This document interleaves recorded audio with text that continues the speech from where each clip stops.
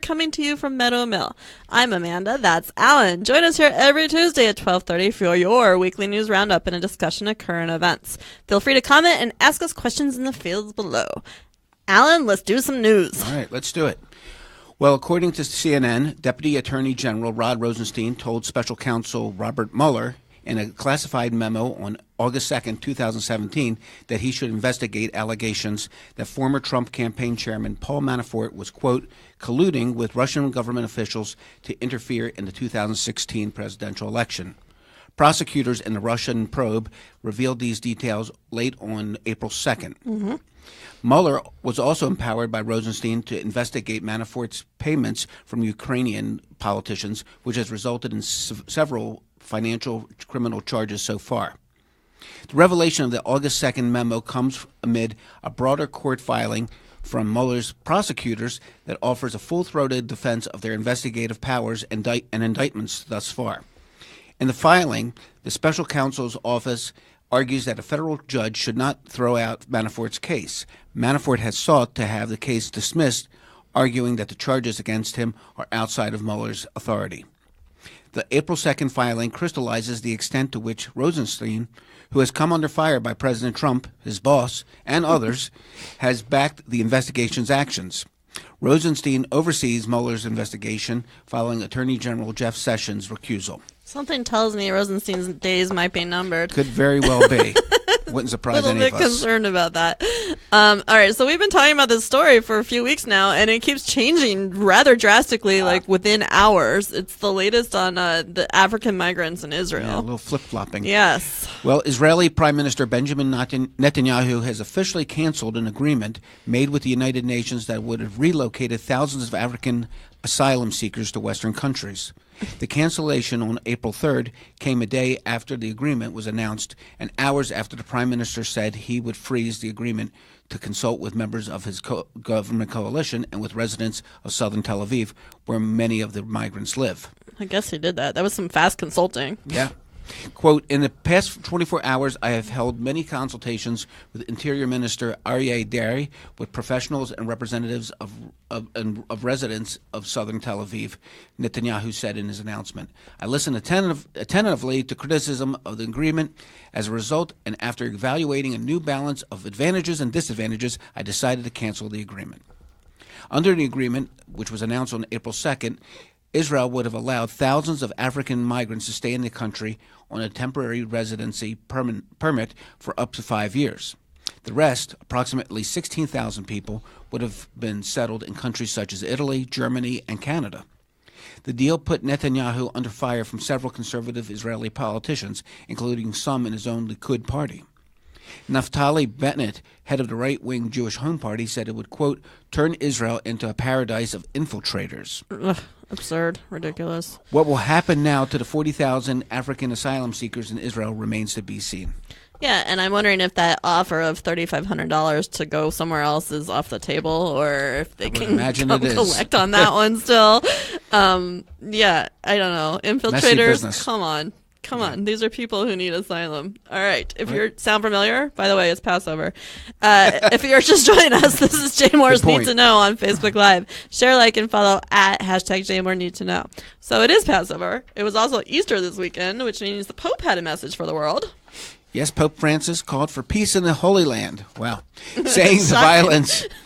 That's all it took. Mm-hmm. Saying that the violence between Israel and the Palestinians, quote, does not spare the defenseless. Pope Francis's Easter address, known as Urbi et Orbi, or City and the World, was delivered from the balcony of St. Peter's Basilica at the Vatican 2 days after at least 15 Palestinians were killed and hundreds injured between Israel and Gaza. The Pope called for reconciliation for the Holy Land, which was, quote, experiencing in these days the wounds of ongoing conflict that do not spare the defenseless. The Pope prayed for peace for the entire world, quote, beginning with the beloved and long-suffering land of Syria, whose people are worn down by an apparently endless war. Amen. Yeah, okay. Exactly. So then we have this continuing Facebook saga that doesn't seem to be ending anytime soon.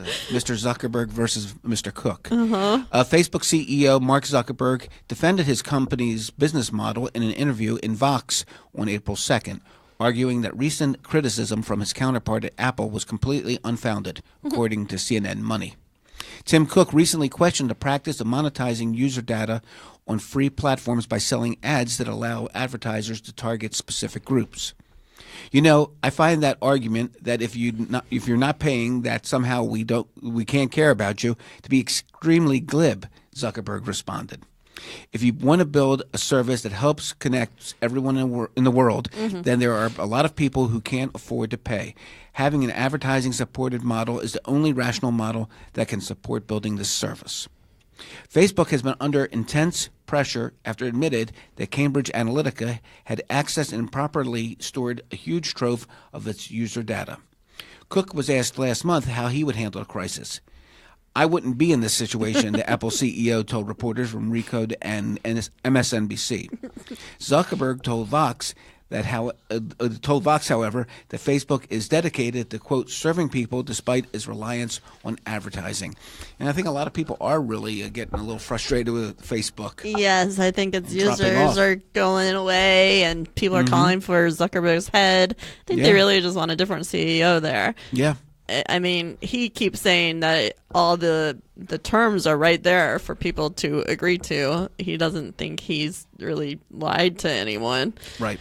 But they did give a lot of information, a lot of data. Although the data thing is just a problem everywhere. It's rampant. It just happened with Saks and Lord and Taylor. Right.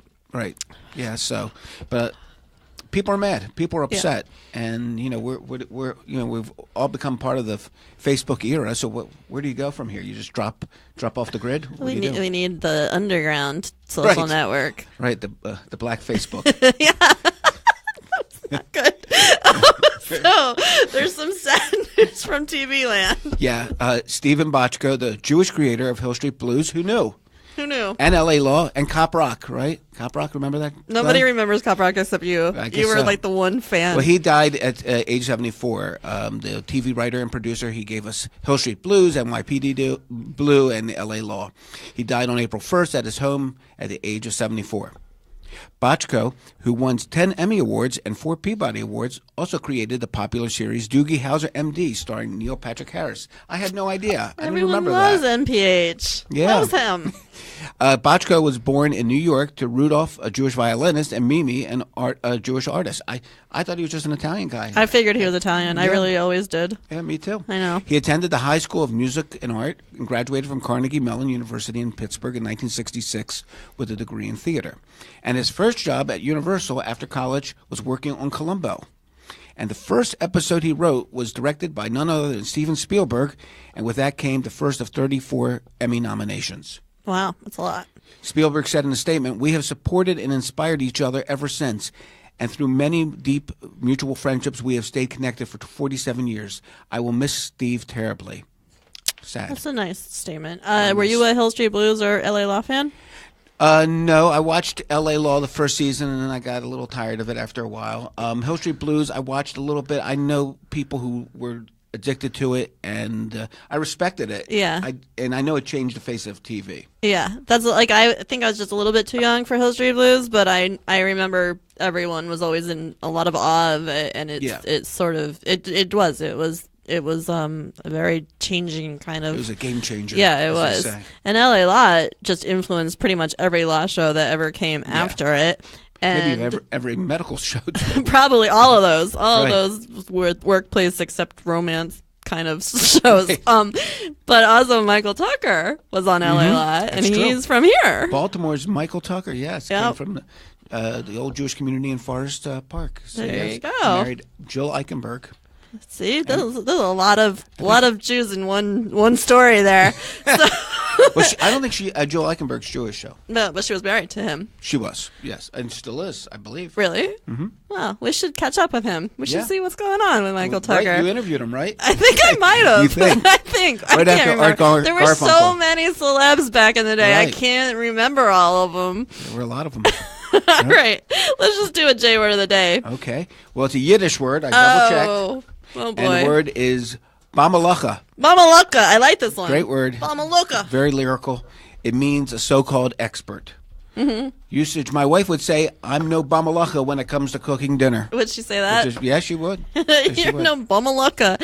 All right. It's a great word. I love it. It's a good one. Remember to join us here Tuesdays at 12:30 for your Need to Know News Roundup. Tune in to Facebook Live to join the conversation. Don't forget to comment, like, share, and follow at #JMoreNeedToKnow. And go to jmoreliving.com for more news updates.